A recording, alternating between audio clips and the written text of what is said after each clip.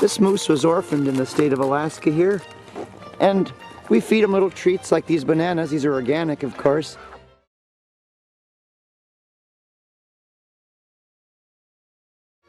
This is a pine marten, and very, very hard to raise in captivity unless they're properly fed.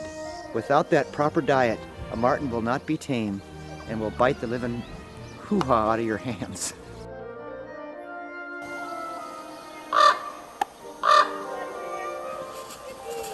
This is organic oatmeal, of course. This is one of only 2 tame wolverines in the entire world. Very, very rare. But this one is free. It can run around free and come back to us. And I can touch it with my bare hands. It doesn't mind. Why?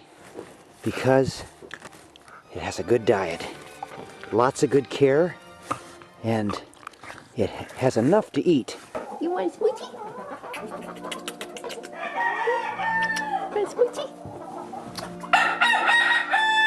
It's organic applesauce with organic raisins in it.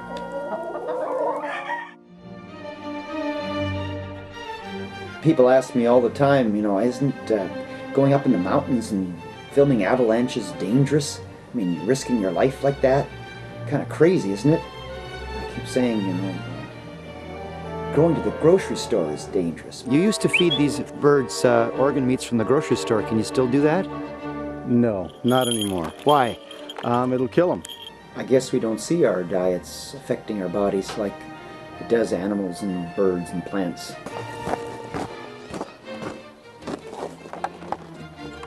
March 21st.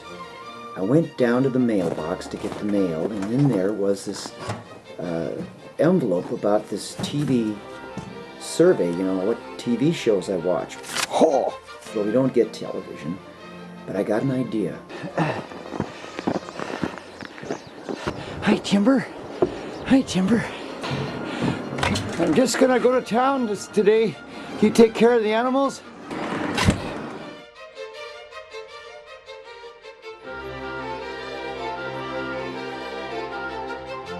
How are you? Not awake yet. Uh-huh. A lot of joint issues. Oh, lousy the last couple of days.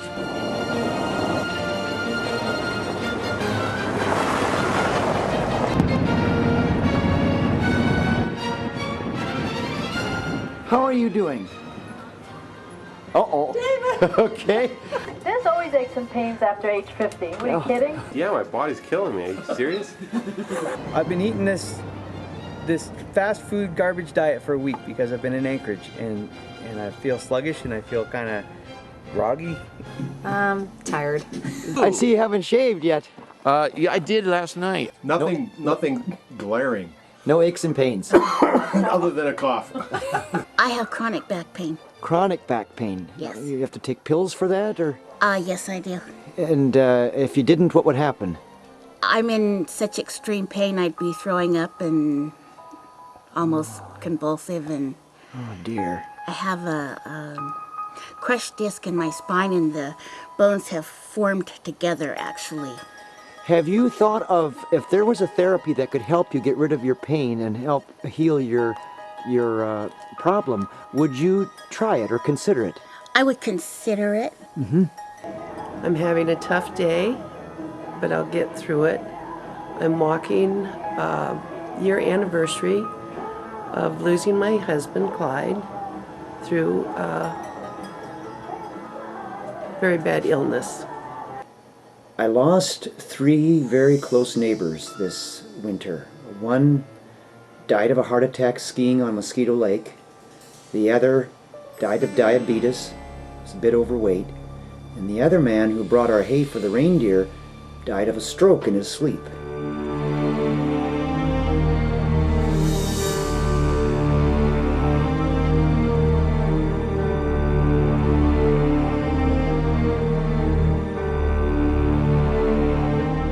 Time I thought,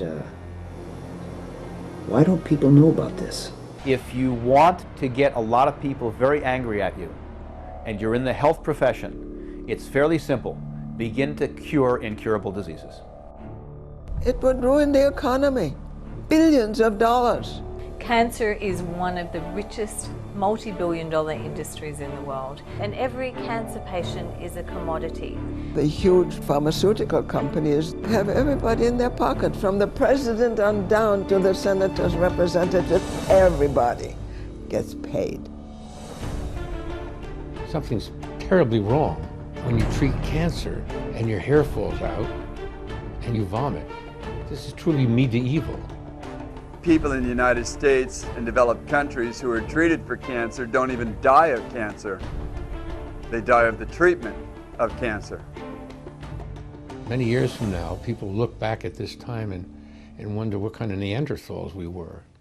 A prophet many years ago, he said, "My people perish for lack of knowledge."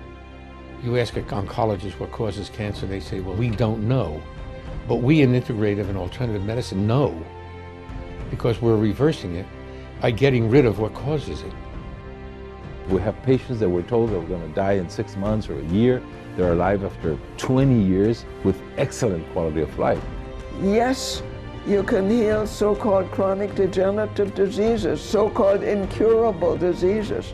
It's not a big problem. We have treatments for cancer that are astounding. Even end-stage cancers are reversible.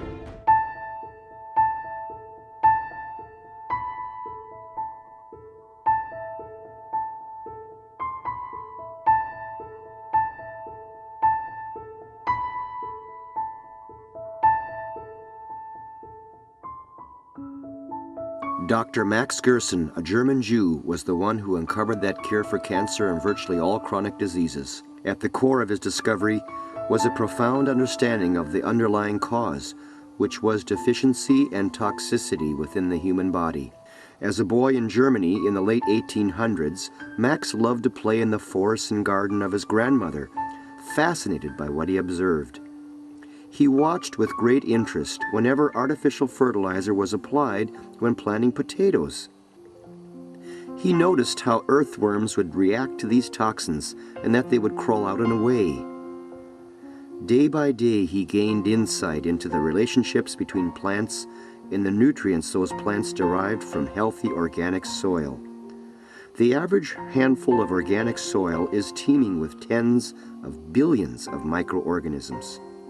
Young Max concluded from these and many later observations that the soil and all that grows in it is not something distant from us, and that it is essentially our external metabolism which produces the correct nutrition for our internal metabolism. Prior to receiving his doctorate as a medical student, Max Gerson suffered from severe and repeated migraine headaches, leaving him bedridden for days. But after 2 years of experimenting, Gerson was able to eliminate his headache malady completely by eating only certain raw and cooked vegetables and fruits. By 1918, word was spreading widely about the success of the Gerson migraine diet. But on one occasion, an excited patient returned to Gerson with the observations that his migraine headaches and his skin tuberculosis also disappeared. This was the turning point that would change history.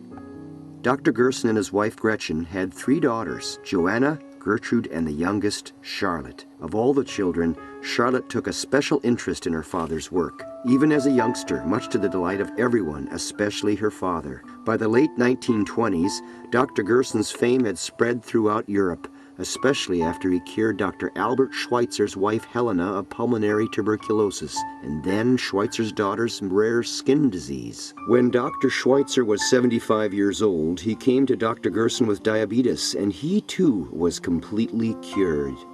Between 1933 and World War II, Dr. Gerson and his immediate family fled Nazi persecution, eventually settling in New York City. All during those years, Dr. Gerson's daughter Charlotte worked intensively with her father. Now married, she had a son Howard and a daughter Peggy.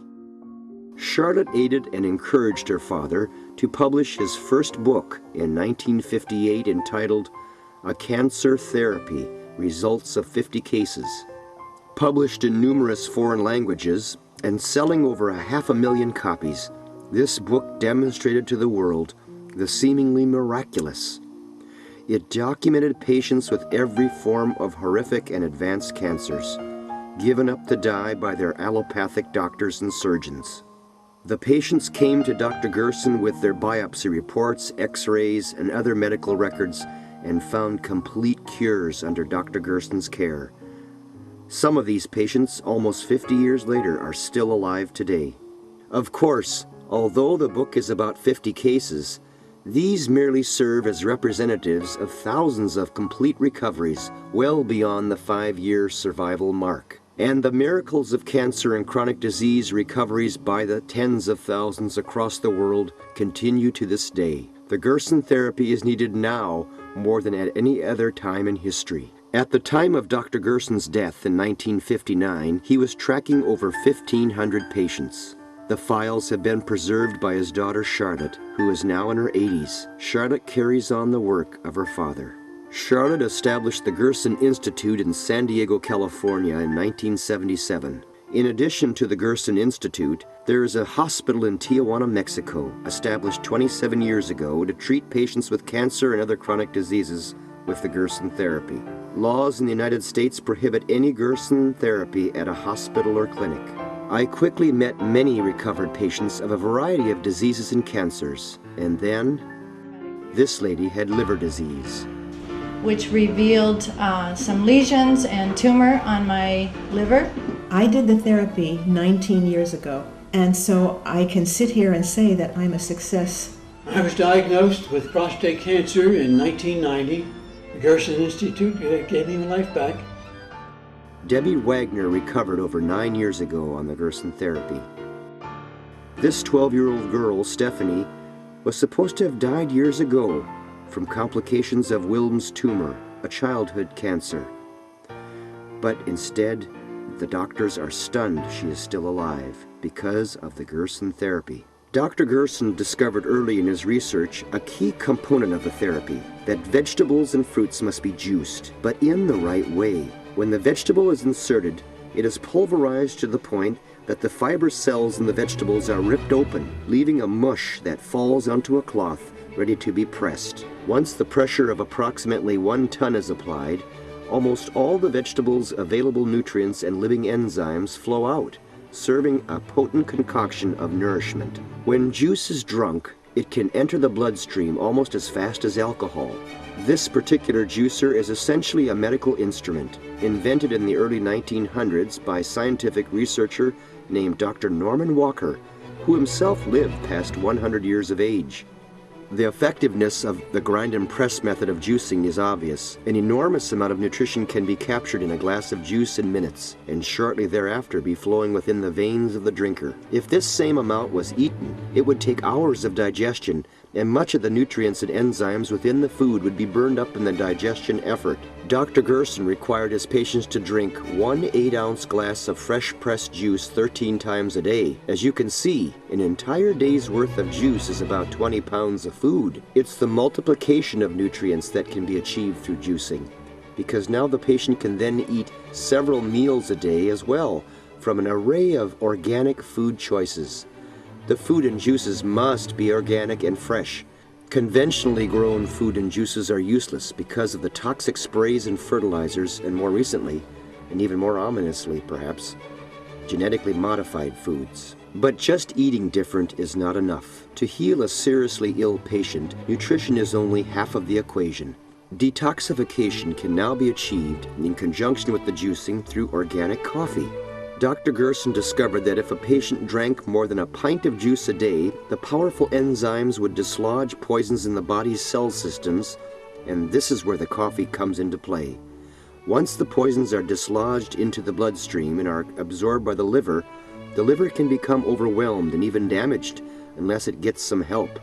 Dr. Gerson found that an organic coffee solution, introduced rectally, stimulates the bile ducts in the liver to essentially dump captured free radicals and pathogenic poisons into the colon for elimination through the rectum. When coffee enemas are utilized along with juice drinking, it is unparalleled detoxification, giving the immune system the upper hand in destroying cancer and other degenerative conditions. Charlotte Gerson is not only responsible for keeping alive her father's principles of healing, but guarding the integrity of this therapy. Hundreds of holistic physicians in the United States and around the world have been trained by Charlotte and the Gerson Institute. If this therapy really worked, one would think all people should be able to choose it and be treated in clinics and hospitals such as in the United States. Instead, it is considered criminal. Because of this, Charlotte had no choice but to establish a hospital 27 years ago in Mexico.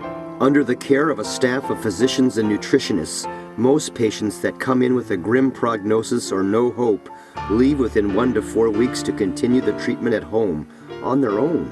And usually, upon leaving the hospital, they are well on their way to recovery. Many patients experience the disappearance of their tumors while at the hospital, and the patients pour in from around the world.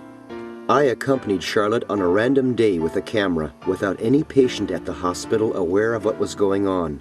The hope was that at least one of the patients would not be shy and would agree to appear on camera. We weren't disappointed. The first patient we saw was Alejandra, who graciously allowed us into her hospital room. She was obviously happy.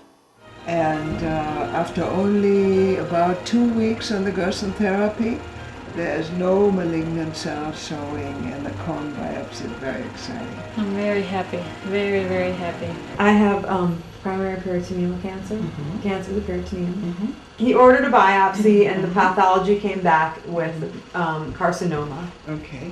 And you had ascites and swelling. I had 10 pounds of malignant 10 ascites pounds. in my abdomen. And they told you it wouldn't go away very easily. They said that the ascites would not go away unless it was tapped, that the chemotherapy could also dry it up. I see. Okay, and that was several doctors that told me that. But you didn't have chemo? I did have chemo. You did have chemo? Yeah. How much? 1 course. 1 course. And then when did you come here? After I was finished with my chemo and it didn't work and they wanted me to have surgery and more chemo and more surgery and more chemo. Then you came here, and how long did it take for it to come down? I lost 8 centimeters off my stomach in the first day that I was here. The first day? Wow. And then it's been about 2 centimeters a day since Ever since. There were other patients improving dramatically that day, but didn't want a camera pointed at them. But nonetheless, they conveyed deep joy in how much improvement was being measured, felt, and documented. To Charlotte, it was just a normal day. To me, it was like being witness to a miracle. Whatever you call it, it's working.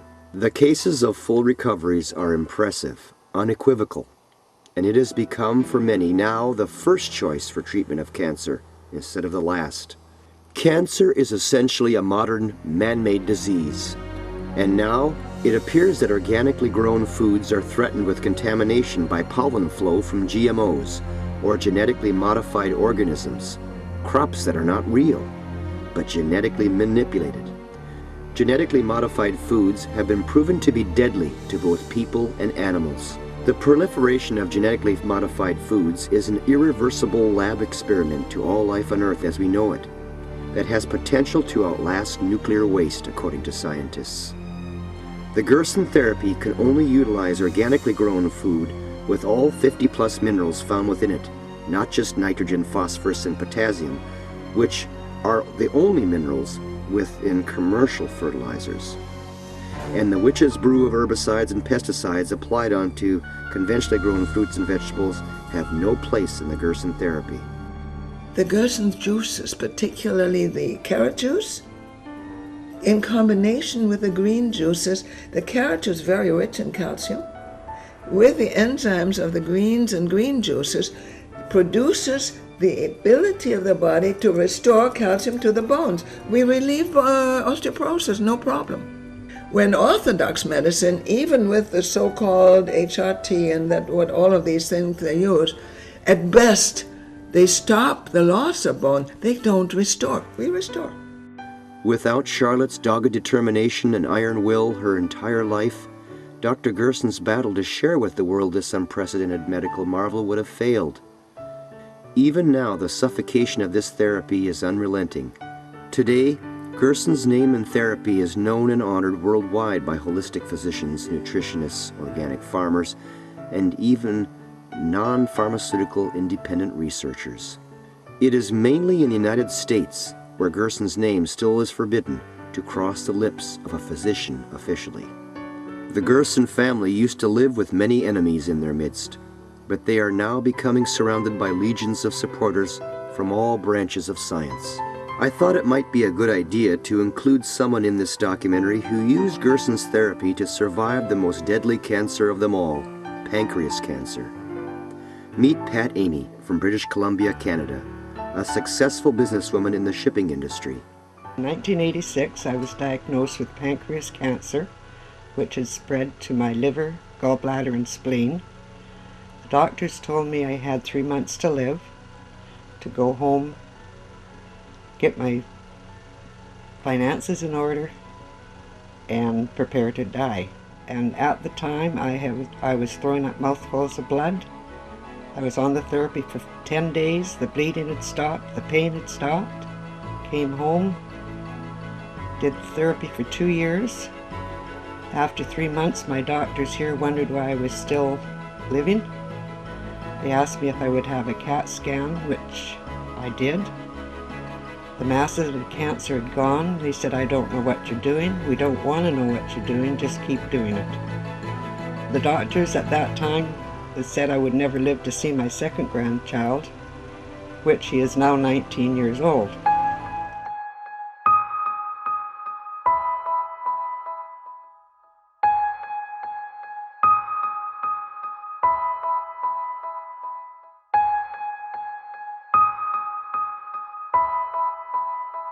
After a few phone calls, my mind was made up.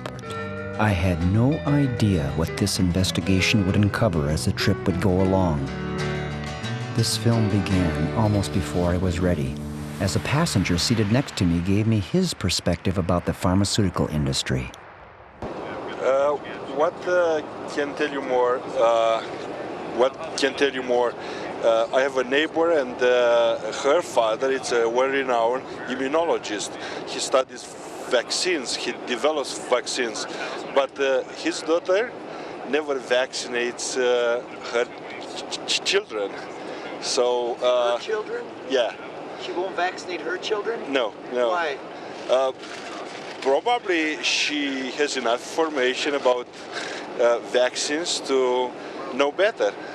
The pharmaceutical industry has links with oil companies, but there's much more to it than that, as I was about to find out on this trip. An airport is a good place for a visual reality check of public health. In the United States, 2/3 of Americans are overweight and 20 million of us have diabetes. Half of all Americans take prescription drugs, and 100 million of us have high cholesterol. The cancer rate has gone from 1 in 50 in 1900 to almost 1 in 2 at the present time in industrialized countries.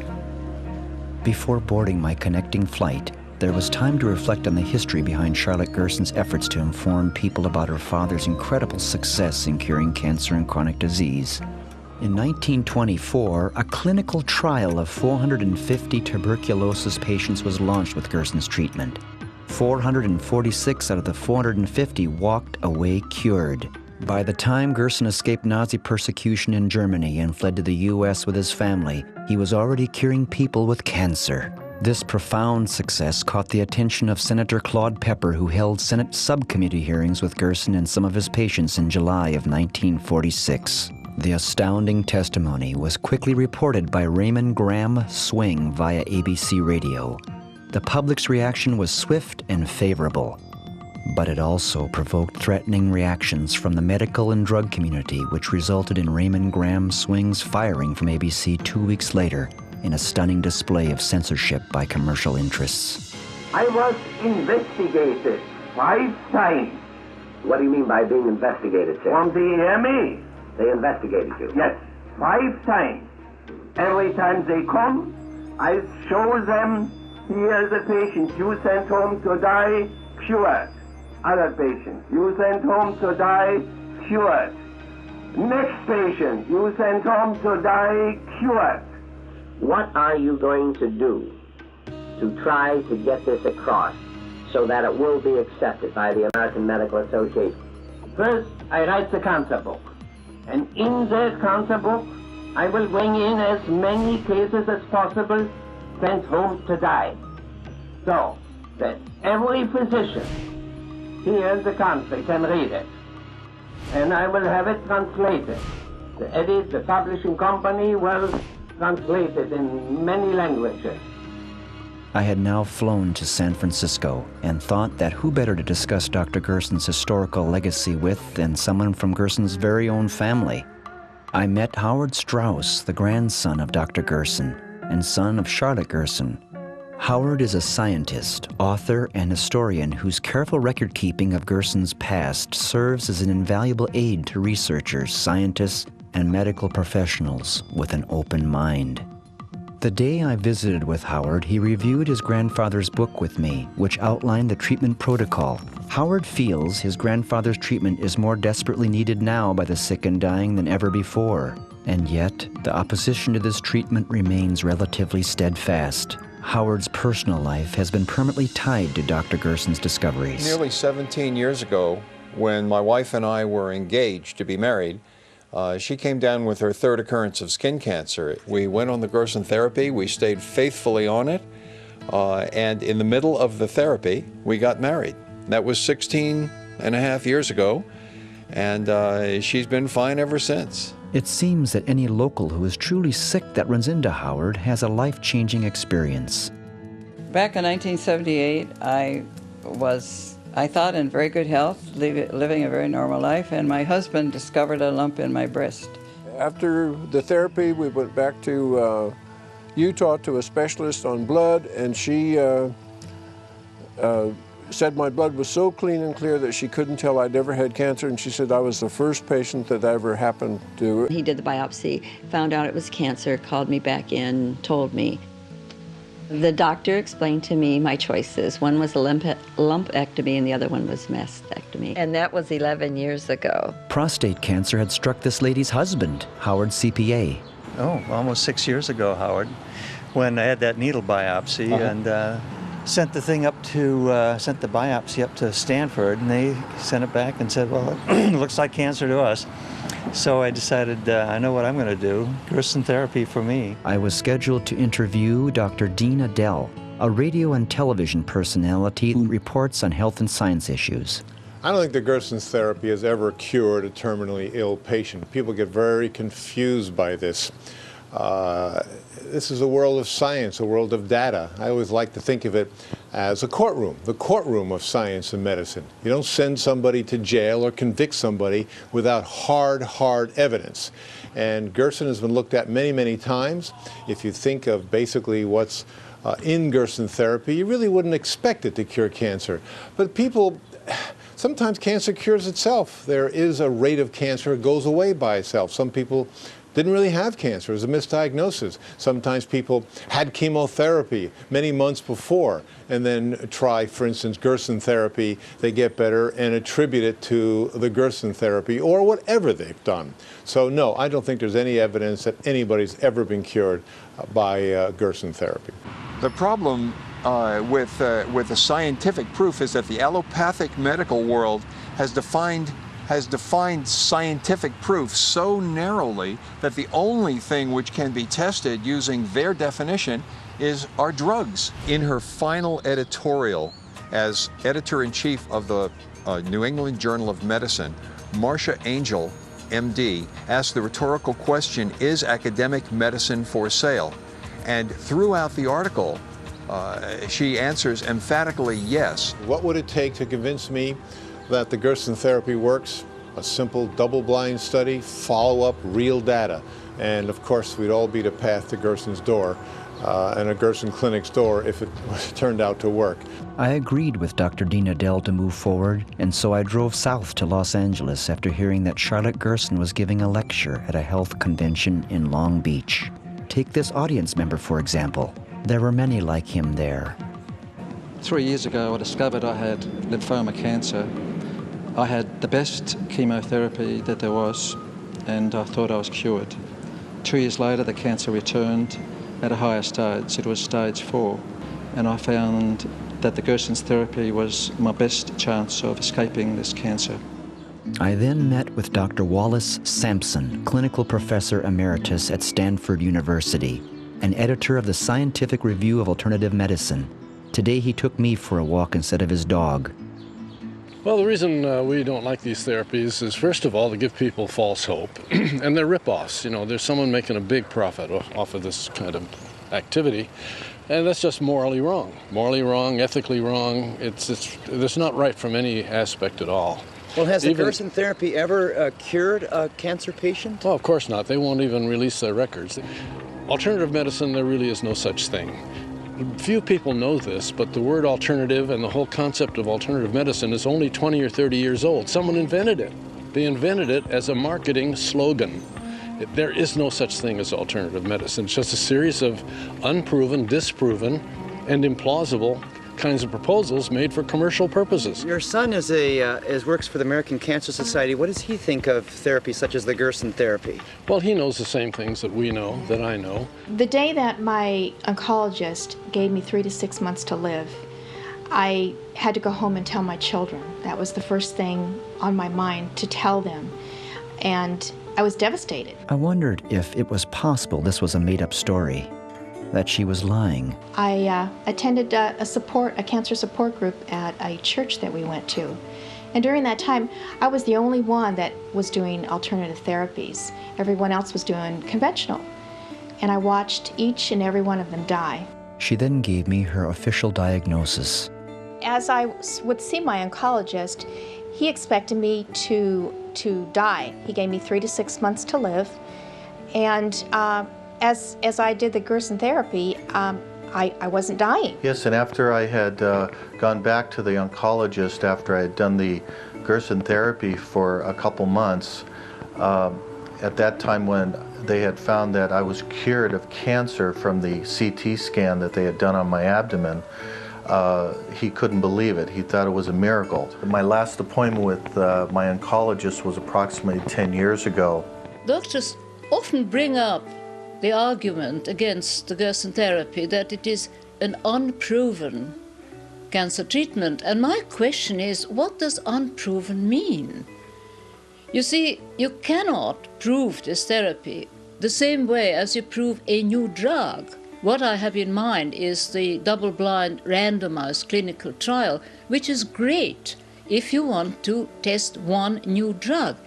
How do you apply this to a therapy that is a total lifestyle? Charlotte Gerson had 2 children, Howard, whom I met earlier, and Peggy, who lives in Italy with her husband and daughter, Etta. Dr. Gerson's therapy was and is in complete unity with sustaining the environment. They're intertwined. In Holland, I learned of a doctor who had been treating his patients with Gerson successfully for over 16 years. I met with him and his wife at the local organic food store, where we became acquainted. As we walked along, he invited me to meet the rest of his family. His name is Dr. Wilco Vandervecht. Dr. Vandervecht brought me to his office, where he pulled out drawer after drawer of detailed files of patients treated with the Gerson therapy successfully. But why is this doctor implementing this therapy to his patients? Part of the reason is that his uncle in Switzerland suffered from cancer and had a tumor on his right shoulder that literally rotted away on the therapy. When I landed back in the United States, I looked off in the distance at an icon that gave me hope. And on this wintry New York day, I had a chance to visit 2 special landmarks. The first landmark I found was Sloan Kettering Hospital. This section of the hospital was new, but on the back side was the older part of the building, built when Dr. Gerson lived in New York. Nobody at Sloan Kettering would talk with me, and for good reason, I suppose. The founder of it was Dr. Cornelius P. Rhodes, a physician who despised everything Dr. Gerson stood for and called Gerson, quote, a notable quack. As someone said to me, more people make a living off cancer than die from it. Then I found the second landmark on Park Avenue. At 815 Park Avenue, I met up with Dr. Carolyn Dean, a medical doctor. This is where Dr. Gerson was up until the day of his death, where he had a clinic, where he saw patients, where patients recovered from cancer, where he documented so many recoveries, yet those recoveries are not available to the public. Those published articles have been published in Europe, but have not been allowed to be published in American journals. How many people are dying in the hospitals every year because of hospitals like this? In a paper I wrote called Death by Medicine, that then I expanded into Death by Modern Medicine, I found that 784,000 people are dying annually prematurely due to modern medicine. And these are statistics from peer-reviewed journals and government databases. I don't believe there's any evidence that any diet will affect the course of any cancer. Take the Gerson Therapy, for example. Gerson was a physician who claimed that he could cure cancer with diet and a number of other methods. There's absolutely no scientific evidence that he's cured anyone. Dr. Barrett is also an author, and his work is widely distributed to colleges and universities. There are testimonials. There are some people who've been tricked into thinking that it worked for them, but some of them may not have had cancer. Some of them were not adequately studied. The Gerson Clinic has not had any systematic follow-up. It's all smoke and mirrors. Have you ever interviewed any of the Gerson Therapy patients that claim they've been recovered? I've never interviewed any Gerson patients. It really is pointless because you can't tell from an interview what took place. I've looked at a few patients treated by other doctors. A few patients treated by other doctors, but not doctors practicing the Gerson method. Dr. Stephen Barrett had no substantive experience with Dr. Gerson at all. Yet his disparaging cartoons in his books lumped the Gerson Therapy with the, quote, other quacks. Dr. T. Colin Campbell, Professor Emeritus of Nutritional Biochemistry at Cornell University and author. I know something about the Gerson Clinic, especially its effect on treatment of disease and more specifically on with respect to melanoma. They published a study on the effect of their treatment on the ability to keep melanoma in check. And I was very impressed with that because it showed a really substantial effect. I was referred to another expert on nutrition. Why was the American Medical Association so opposed to the Gerson Therapy? I think all the medical associations were opposed to the Gerson Therapy. Here comes a new approach, a nutritional approach, an effective approach. The medical pharmaceutical industry, if it even wants a cure for cancer, since there's so much profit in this disease, certainly does not want the cure to be a nutritional one. By the time I hit Cleveland, another piece of the puzzle fell into place. The Cleveland Clinic is world-renowned and visited by the rich and famous for coronary heart disease. It is here that research by noted heart specialist Dr. Caldwell Esselstyn confirmed what his own peers do not even want to talk about. Some of the basic pathophysiology of heart disease. It's been my conviction now for about 21 years that coronary artery heart disease, which is really one of our #1 cause of death for men and women in Western civilization, really this is a disease that need never, ever exist.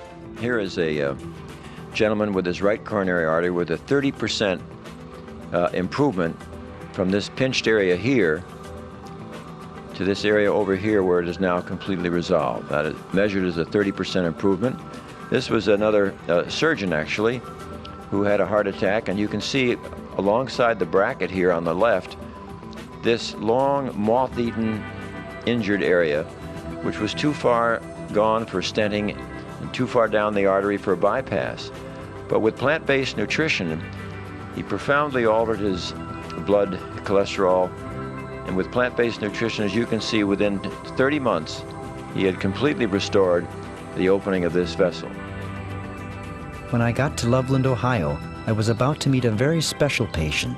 A patient, I guess, that could be called a liar, because I was able to remember who I had spoke to earlier. No, I don't think there's any evidence that anybody's ever been cured by Gerson Therapy. Well, has the Gerson Therapy ever cured a cancer patient? Well, of course not. They won't even release their records. I've never interviewed any Gerson patients. It really is pointless because you can't tell from an interview what took place. And they said I had cancer of the lymph system. They called it lymphosarcoma. and they told my wife and I that I really had only a month or two to live. Well, my wife is no easy loser, so she scoured around and looked in Prevention magazine and discovered the name of Dr. Max Gerson.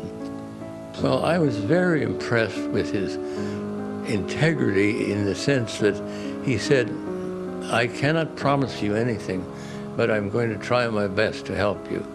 And he also impressed me with his sense of kindness and caring about us traveling from Ohio with our young children to be there.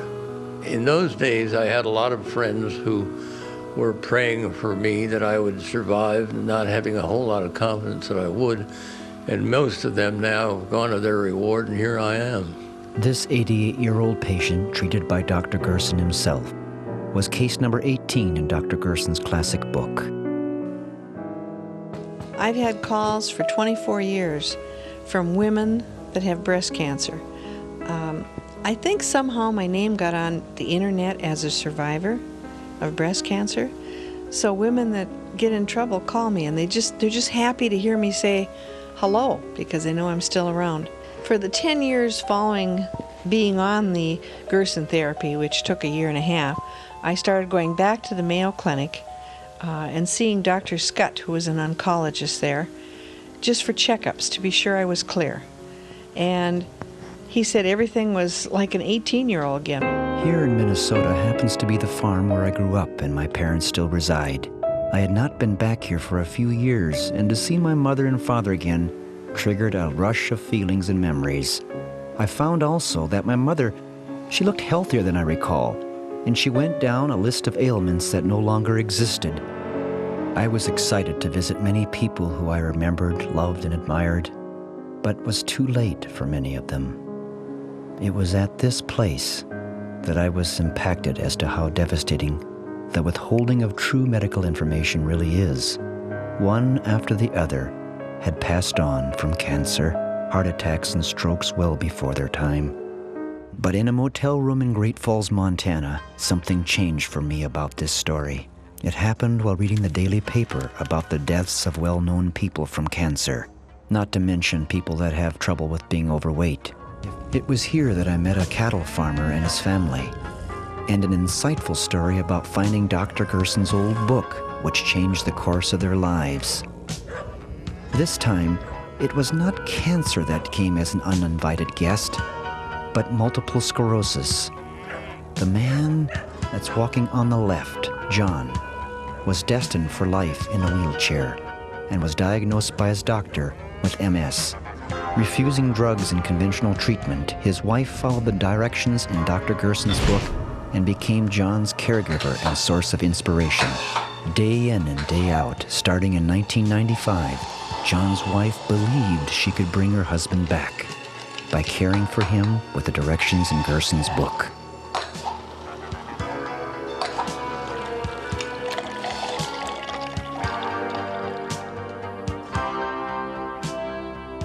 I started to think back at the countless recovered patients I had now met and read about and documented on this trip.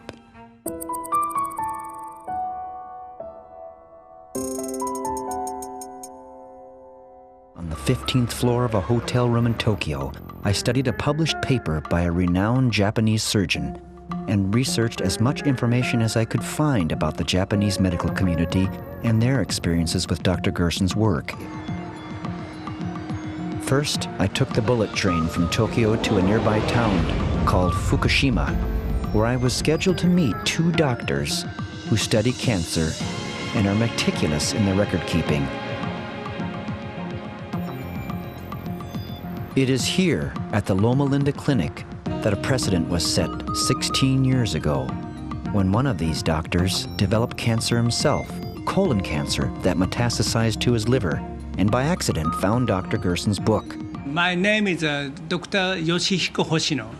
About 16 years ago, I was suffered from colon cancer. I changed to Gerson therapy. And over these 16 years, I continued to take a Gerson therapy, the metastatic liver cancer disappeared. I underwent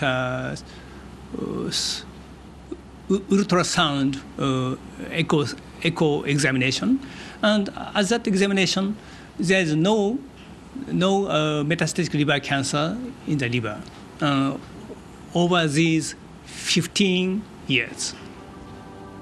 Over 500 patients with a cancer visited here, normally in the clinic. At first, we'd like to try to statistical analysis. This statistical analysis is already well underway on these 500 cancer patients treated with the Gerson therapy, and well over half of them are cured or recovering. I was now outside the prestigious Otsuka Hospital in Tokyo. I was scheduled to have a private meeting with the associate director of this hospital, who was so impressed with the success of Dr. Hoshino and Dr. Tominaga's use of the Gerson therapy that he decided to implement the therapy himself on his own patients. His name is Dr. Takaho Watayo. I'm looking for the treatment of advanced cancer patient. Then I found Gerson therapy, like Japanese professor Koda's method. And I am very much surprised about the result. Magnificent.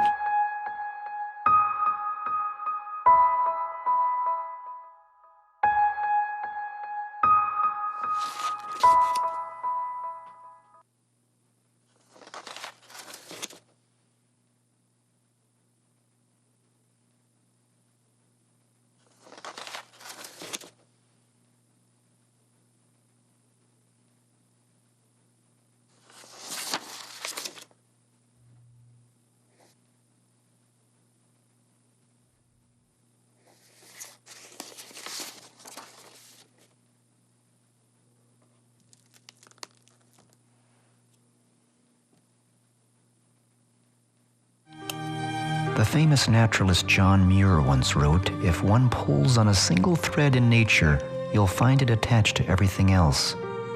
For this 15-year-old boy named Garrett, he rediscovers that fact from different angles regularly.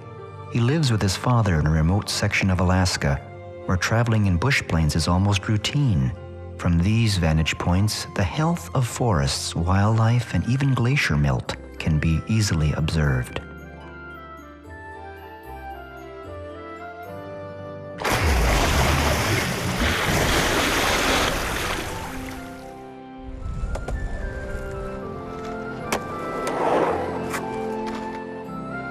For Garrett, his sensitivities about nature are acute. His eyes have already seen nature in the raw, with many obvious questions answered before he had time to actually read about it in a book.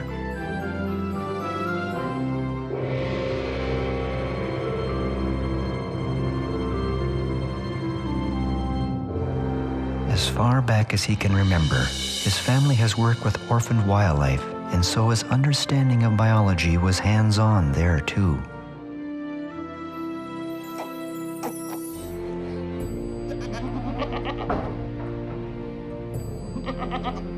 Regular visits to our neighbor Bob provided this unpasteurized goat's milk. No store could legally supply this. Bob's wife, Margaret, is recovering from breast cancer. And then a Gerson tape was obtained. There are laws against healing cancer. The doctor is not allowed to try anything else. He must use only those treatments that have already proven to be failures. Imagine what we could do if this could be accepted. But there are laws against it. You're not allowed to heal. There's too much money to be made on drugs. For Garrett's diabetic neighbor John, this message came too late to save his legs. But perhaps Bob, the milkman, had the best observation about the Gerson therapy. What I'd like to see is some proof, some good scientific proof. The news of this situation eventually got back to Dr. Gerson's daughter, Charlotte, who sent Garrett a little gift.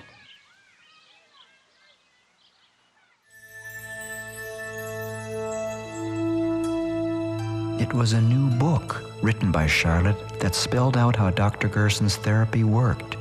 It had easy-to-understand statements about cancer. Even a 15-year-old could find the text a good read. The chapters were profound and seemed too good to be true. Points are made that sparked curiosity to learn more. What seemed like a simple snack taken for granted in the garden had tremendous implications worldwide. His first homeschool lesson was about Dr. Gerson and... I'd like to see some scientific proof. The boy wasn't sure how that would be accomplished. He decided the best place to start his research would be the public library. It didn't take much time before he located several independent sources that confirmed important points as outlined in Dr. Gerson's original classic book. From those important leads, the dubious characters that make up the history of the use of fluoride fascinated the boy. He dug for more information, and then more skeletons were uncovered. Then Garrett began to assemble a general outline of what needed to be accomplished to successfully confirm the Gerson protocol. It was when the words about hope were written that I made an inquiry to become involved in helping him document the integrity of the Gerson therapy. First, there's Gerald Cox, who worked for the Mellon Institute of Industrial Research. The Mellon Institute, by the way, was the leading defender for the asbestos industry. Gerald Cox became interested in the fluoride from the suggestions of Francis Frary, the director of the aluminum laboratory of Alcoa. And then came a leading scientist in toxicology, Dr. Harold Hodge. Harold Hodge was the one who oversaw injecting plutonium and uranium in people. Harold Hodge studied the questionable safety of fluoride, but under the combined pressures of the Atomic Commission and aluminum manufacturing, he had to say it was safe. Harold Hodge, along with a group of scientists, helped develop the atom bomb.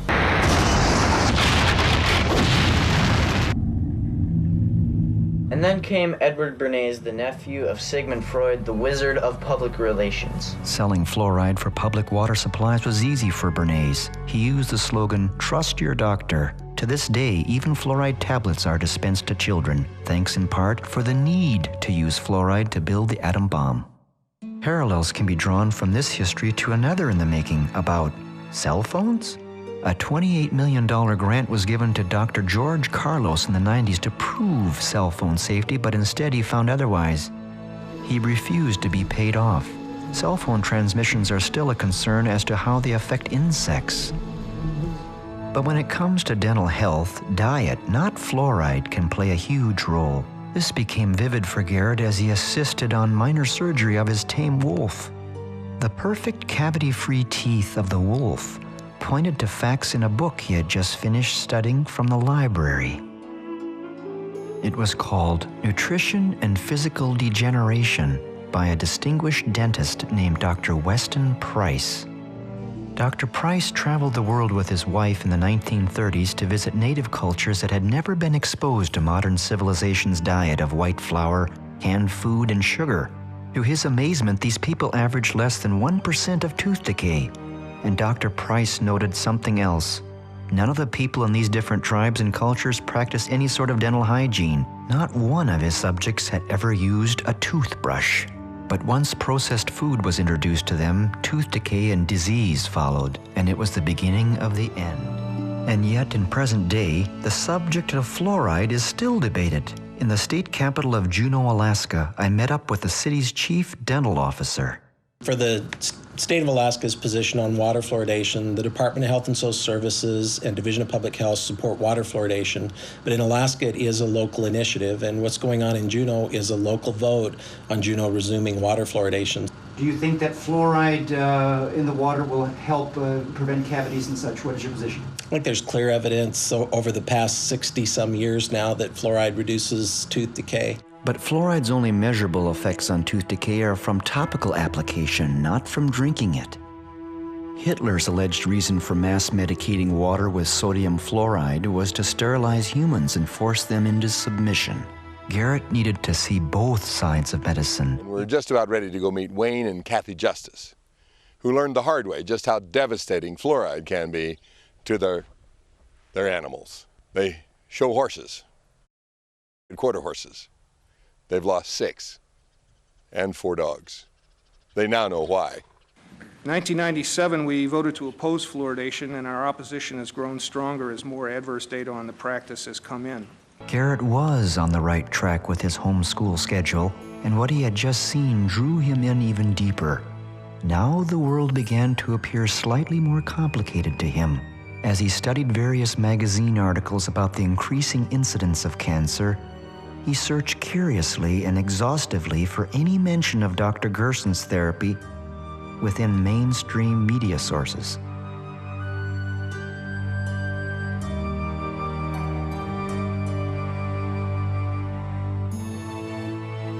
Instead, what he discovered within the pages of any given article about cancer or chronic disease was a different approach to the crises, one that made him suspicious.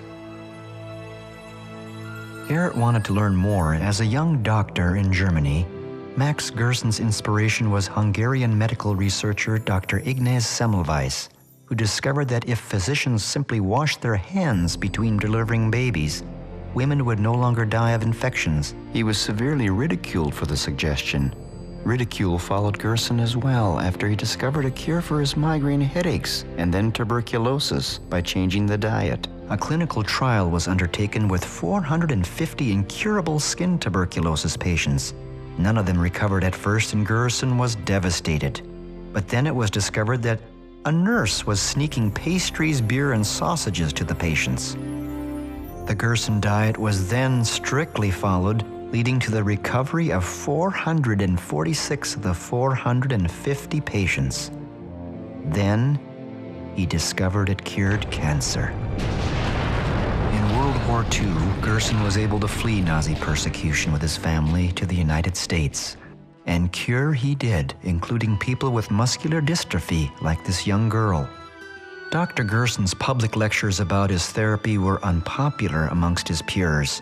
For example, Gerson had spoken out against tobacco since 1920. Time out for many men of medicine usually means just long enough to enjoy a cigarette. And because they know what a pleasure it is to smoke a mild, good-tasting cigarette, they're particular about the brand they choose. In a repeated national survey, doctors in all branches of medicine, doctors in all parts of the country were asked, "What cigarette do you smoke, doctor?" Once again, the brand named most was Camel. Yes, according to this repeated nationwide survey, more doctors smoke Camels than any other cigarette. The tobacco industry was the main source of advertising for the American Medical Association at that time. Philip Morris was the Journal of American Medical Association's major source of advertising revenue. The editor of that journal, Dr. Morris Fishbein, attacked Dr. Max Gerson for, quote, treating cancer patients with diet and warning them against cigarettes. Fishbein originally aspired to become a professional clown. Today it's no different. Chemical and pharmaceutical companies now run the American Medical Association and the FDA. The thing that bugs me is that people think the FDA is protecting them. It isn't. What the FDA is doing and what the public thinks it's doing are as different as night and day. A quote from Herbert Lade, the former commissioner of the FDA. Garrett gave his orphaned moose calf named Franny her last bottle of goat's milk. And so Garrett's homeschool lesson went to a new level. It was time for him to take his homework on the road and put it all to the ultimate test.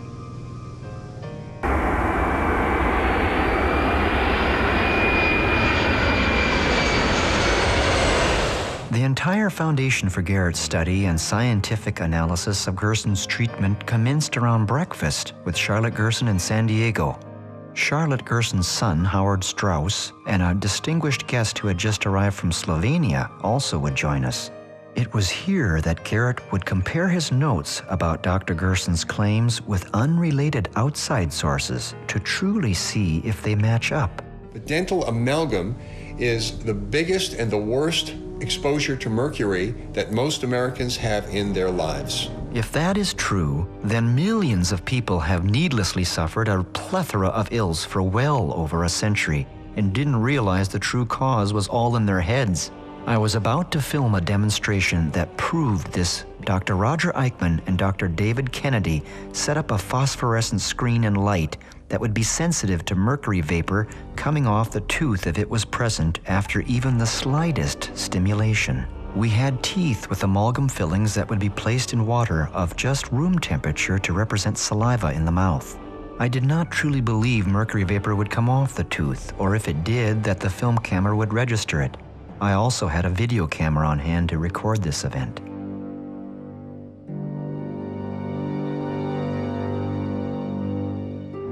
To my shock and horror, and as you can see, the 35mm motion picture camera did register the mercury vapor coming off the tooth.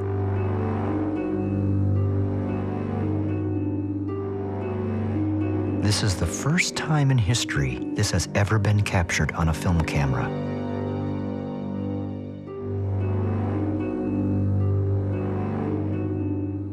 To make certain that what you are seeing is mercury, we had on hand a special instrument called a Jerome mercury sniffer to measure the levels. 191. 190. Show that to me, please. 191. Is that high? They'll close the factory and gets over 100 and evacuate. I think it's a crime what they're doing to their dental staff. Is that the female is much more sensitive reproductive-wise to mercury, and as a result, that causes not only infertility, but it causes birth defects. Of course, you get the usual denials, but when you look at the scientific literature, it is full of studies showing that exposure to mercury, either from your teeth or from working in a dental office, will, you saw the demonstration. There's huge amounts of mercury in those offices. They don't monitor that. They don't warn the employees. They don't give them adequate mask and protection. The boy's parents had unwittingly allowed some dentist to stick the mercury inside his mouth too. He now saw himself as a biohazard. But the good news was that he was about to meet Dr. Hal Huggins, who would give him some reassuring direction. Those people who go out and just have their fillings removed at random, by actual measurement, 63% end up with an autoimmune disease within 6 months that they did not have before they had their amalgams removed. Dr. Huggins guided Garrett to a dentist that did know how to safely remove his filling. But what could possibly be worse than dental health? Certainly food additives couldn't be that bad. MSG is a tremendously damaging chemical. And just what is an excitotoxin? There are thousands of studies and enough papers on the subject to fill a small library. The evidence has accumulated and then accumulated some more. It's there for anyone to read, but the processed food industry is hoping the media and the average person is too busy, lazy, or unsophisticated enough to be able to understand the subtleties of the science being discussed.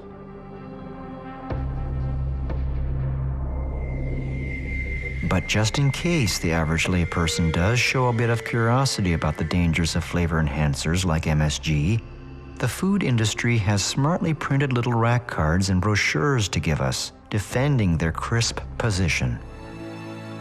Neuroscientist Dr. John Olney has studied MSG for decades. He rarely gives interviews because of the unwanted attention it incites.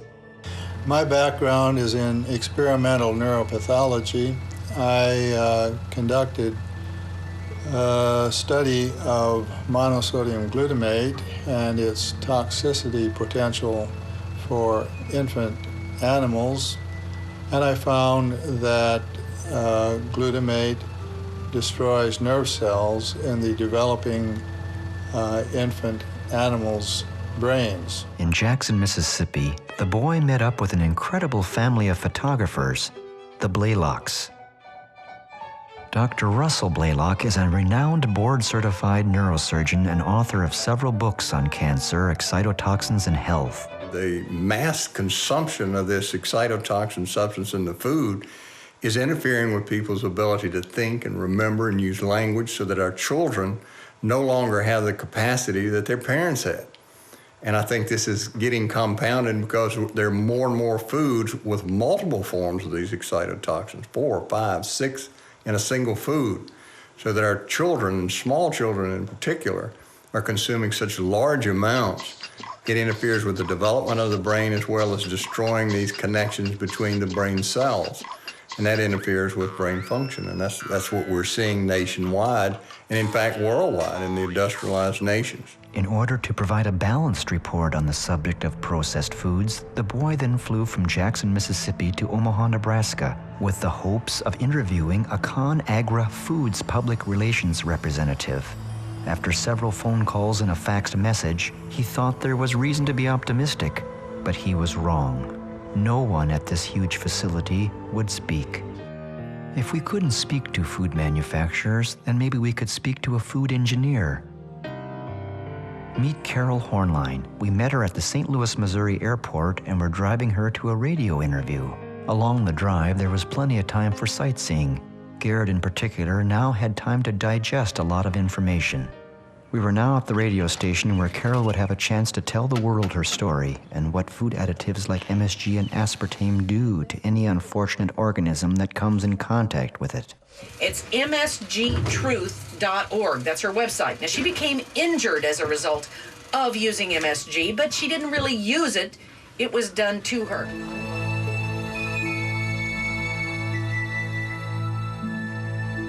Genetically engineered foods are literally lethal. It was here in San Francisco that the boy had the good fortune to meet the executive director of the Center for Food Safety, Andrew Kimbrell. The Center for Food Safety is a national nonprofit organization working to protect consumers and the environment from the hazards of harmful food production technologies and promote organic and other forms of sustainable agriculture. There are 5 companies that are behind GMOs. You have Monsanto, DuPont, Bayer, Syngenta, and Dow. Those are the big 5 companies behind genetically engineered foods, and they all share one thing in common. They're not agricultural companies, they're chemical companies. And there's a reason for that. Genetic engineering today means only one thing, not all the stuff that's been advertised, all the myths about more food, more nutritious food, tastier food, all nonsense science fiction. These chemical companies have engineered these crops so they can withstand more and more of their herbicides and pesticides. And they selling hundreds of millions of more tons of their chemicals. That's what they're about. I'm not surprised that Monsanto did not want to interview for this film. Monsanto has developed a technology which has one purpose and one purpose alone, which is they can sell more of their herbicides. Garrett was shocked to find in doing his homework that many of the people that work for these chemical companies later worked in government positions that were supposed to regulate these corporate giants. Sometimes they went back to work for the corporations again. Employees commonly move through what has been coined the revolving door between corporations and the public agencies that regulate them. Monsanto should not have to vouchsafe the safety of biotech food. Our interest is in selling as much as possible. Assuring its safety is the FDA's job. But when this quote is set alongside a statement from the Food and Drug Administration, it simply doesn't give the casual food eater much protection. The boy found this all very disturbing, with zero credibility left over for either group. Ultimately, it is the food producer who's responsible for assuring safety. Are genetically engineered foods lethal? Are they toxic? And the FDA gave us an answer. The Food and Drug Administration, United States, gave it an answer. In the 80s and 90s, they looked at these foods and said, yes, the process of genetic engineering can take a non-toxic food and make it toxic. Garrett was surprised to learn that controlling pests and all the other reasons chemicals are applied, including artificial fertilizers, is completely unnecessary. There are dozens of institutions in the U.S. alone that strive to declare the good news of sustainable agriculture. Dr. Paul Hepperly demonstrated to us through many seed and field trial studies the amazing ways in which plants thrive and outperform chemically dependent fields.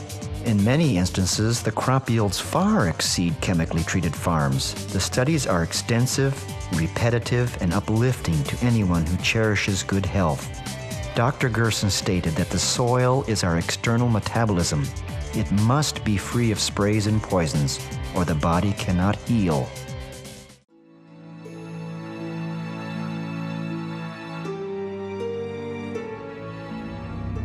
During the course of our travel, Garrett noted an article in the paper about obesity.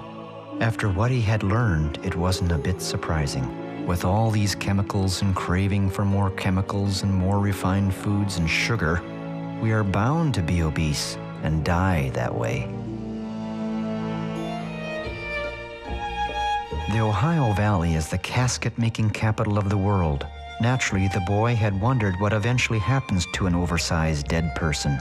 Here at Goliath Casket Company, this family-owned business is experiencing a booming market, which Garrett credited to pharmaceutical drugs, MSG, aspartame, vaccines, food irradiation, genetically modified foods, dental amalgams, water fluoridation, and root canals, to name a few. Even the standard-sized casket is an inch wider than it used to be.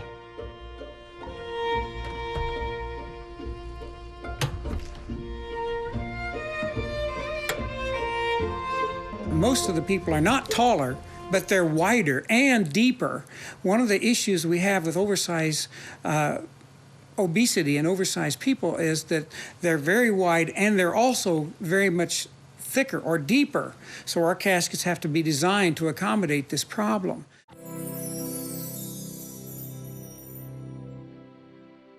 Then the question was posed to Howard by the Slovenian guest how the coffee enema works. Why? Well, what happened was that the caffeine in the coffee enema was absorbed by the hemorrhoidal vein, which is wrapped around your descending colon. That is a vein, it's a drainage system, not a distribution system like an artery.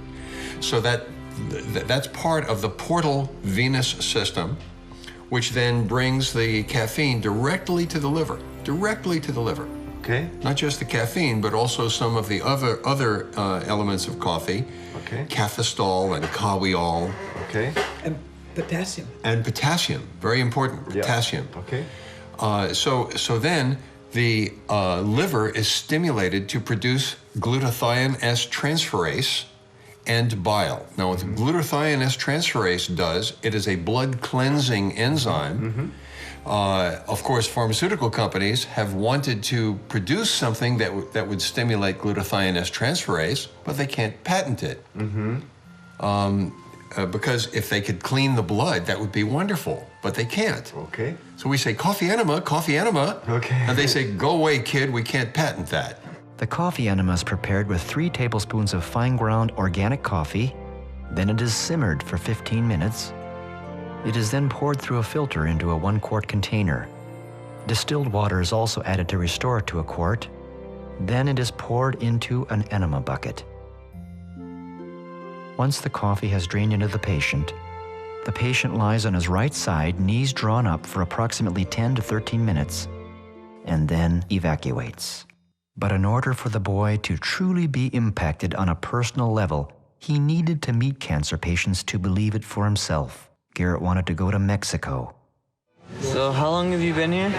3 weeks yesterday. I came here straight from the Mayo Clinic in Florida, and I've got melanoma in my bones, spine, leg, liver, lungs, and lymph.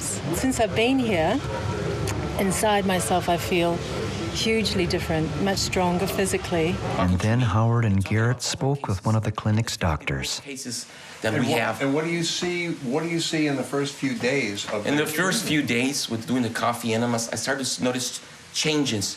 Their pain starts to diminish. Their energy is increasing. Patients that come here the first time with blood pressure in the first week disappears. Goodbye taking blood pressure medications. And the patients aren't realizing, you know what, there's something more here than just a coffee enema and detox and organic diet and juices. They start to see the changes. From Tijuana, Garrett traveled south to meet a cancer patient that was recovering against all odds, at home with the Gerson Therapy. Her name is Lupita. Lupita overcame a cancer called an ovarian teratoma, which has astounded her doctor. Garrett found recovered patients everywhere. 12 months after the diagnosis of prostate cancer, I was cancer-free within 12 months. 32 months after diagnosis, I did yet another MRI, a second MRI, and that reconfirmed that the cancer was completely gone from my body, in all areas of my body. And if anyone doubts this, I have all the medical records to prove it. I brought all the medical records with me. But then I showed Garrett footage I had taken almost 5 years ago of a patient that was given a death sentence by conventional medicine. She had extra ovarian primary peritoneal carcinoma, stage 4. No one had ever recovered from such a cancer using orthodox medicine. So here she was, using the Gerson Therapy in a last-ditch effort. And now, 5 years later, Garrett was looking at the results. Was he reading her obituary? This was her story. He leaves the room and goes, down the hall for a minute, and he comes back in the door and he crosses his hands across his chest. And just in astonishment, he looks at me and he says, "You're the only patient we have seen that has survived this diagnosis." He said, "This is unheard of." And so I told him that if he ever got sick, to give me a call. And I would help him. Before Garrett returned to Alaska, there was one more person he wanted to meet. His name is Jay Kordich, known by millions as the Juice Man. You know, I've been doing this now since 1948, ever since I had cancer of the urinary bladder. When I think back, I just finished playing football for the University of Southern California. I had remembered a class that I had on one of my physiology classes, human anatomy classes, and I had inadvertently read about Dr. Max Gerson treating Dr. Albert Schweitzer, and I figured, my God, after I found out I had cancer of the bladder, I figured if this treatment was good enough for Dr. Albert Schweitzer, it's got to be good enough for me. Garrett remembered where he started with his homeschool lesson. It all came back to him quite quickly.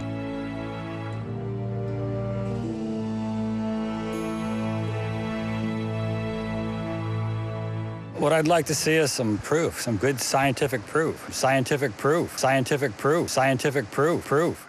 The cancer industry is big business, using useless treatments such as chemotherapy and radiation, and continues to persuade the public that they're still searching for a cure.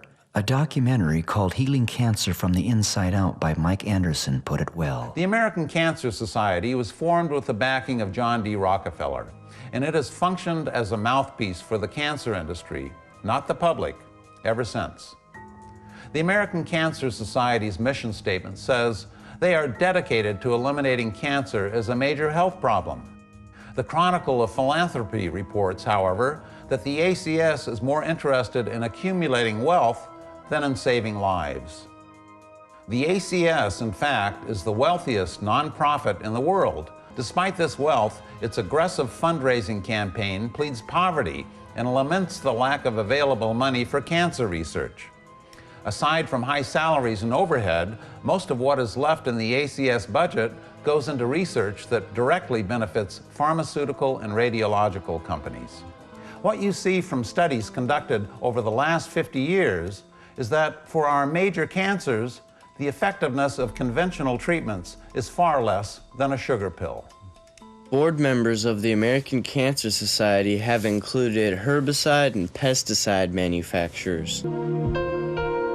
Garrett was now 6 miles from home. His homeschool lesson was officially over.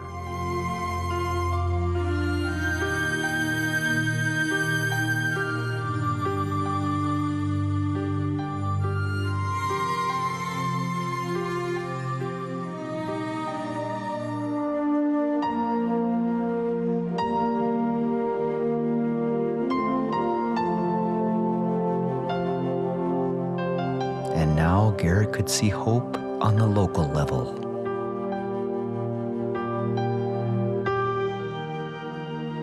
Garrett couldn't wait to bring this fresh-pressed carrot juice to his neighbor John.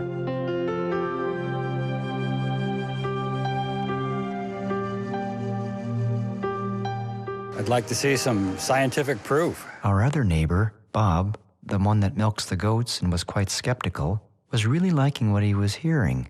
And so was his wife, up until... Okay, so here you want to add 3 tablespoons of coffee into your boiling water. Then you want to let it simmer for 12 minutes. And pour it in a quart jar and add water so it ends up being a quart. Then you connect the tube to your R's. Then you let the coffee drain into your R's. Then you let it sit for 12 minutes, then you release it into the bathroom toilet.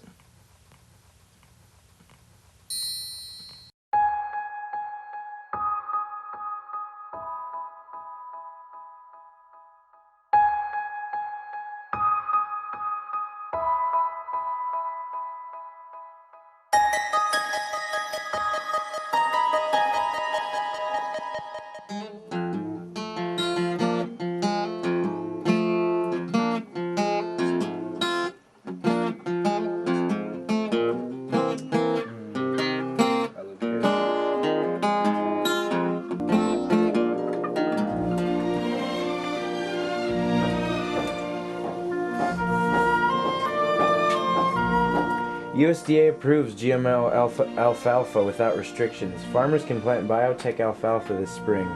The biggest threat caused by genetically modified food is that it can have harmful effects on the human body.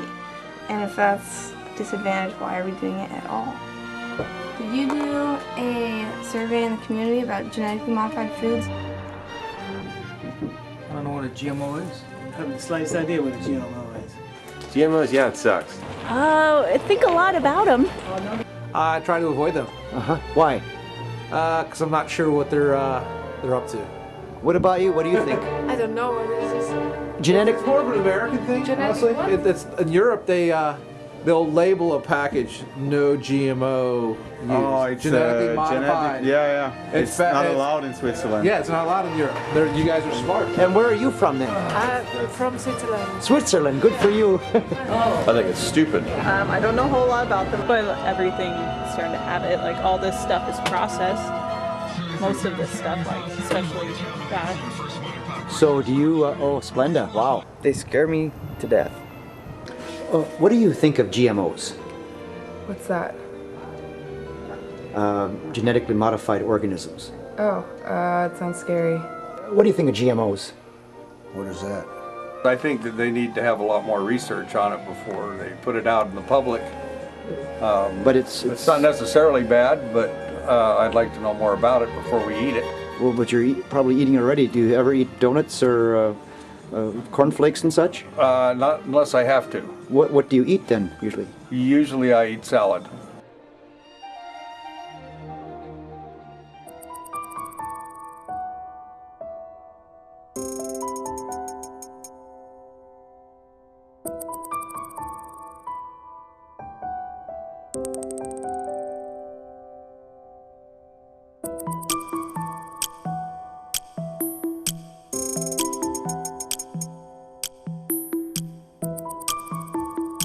Do you think chickens can tell the difference between genetically modified corn and organic corn?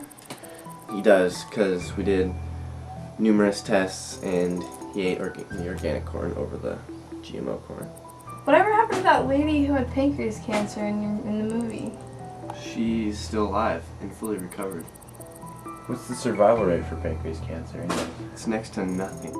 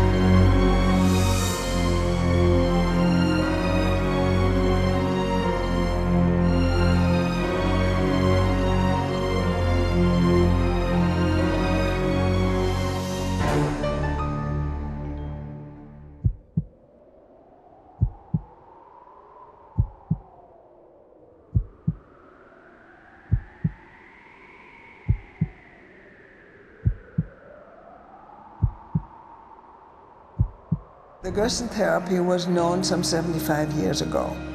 If doctors know there's a cure and send patients home to die, that is an atrocity worse than the Holocaust.